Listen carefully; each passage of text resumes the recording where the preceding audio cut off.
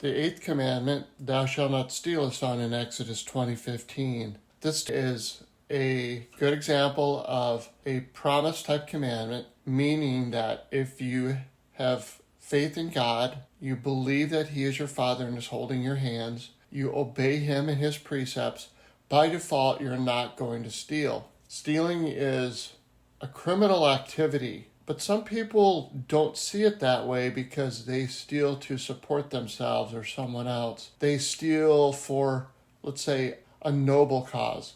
And so they will reconcile or rationalize stealing because it is benevolent or beneficial in some way. The main thing is to focus on God telling you not to do that, and then understanding the promissory part of it, don't steal, because I've got this. There's a reason why He put this in the commandments. Stay out of God's business. Don't steal. Just obey Him and have faith in Him no matter what. A lot of people have stolen, and they have done it for benevolence, and that is something that they can just bring to God and say, God, please forgive me. There's no doubt that God will decide your fate, but let Him decide your fate. Stop stealing.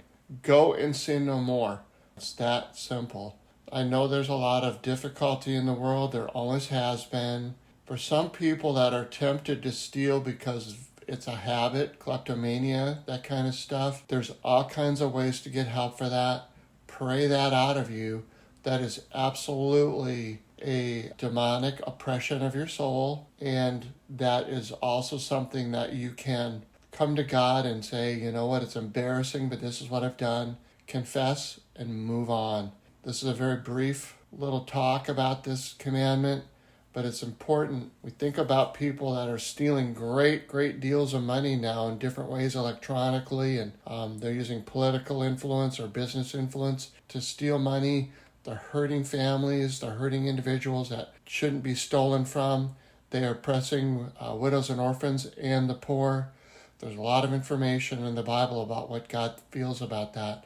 And in the New Testament, Jesus is the same way. There's even clergy that are doing this, people in church that have stolen from one another because they are obsessed with money. So it's a very good commandment, as simple as it seems. Please reflect on it. I know most of us are not thieves and we don't steal for any reason at all, and that's a good thing. Remember to have compassion in your heart when you know of someone that is stealing. Pray for that person. Don't judge them. Your job is to obey the law and not to judge it. Have love and an opportunity to reach out to somebody that might be close to you doing that. You never know what God could change their heart and help them to influence someone else on that path of healing and restoration as well.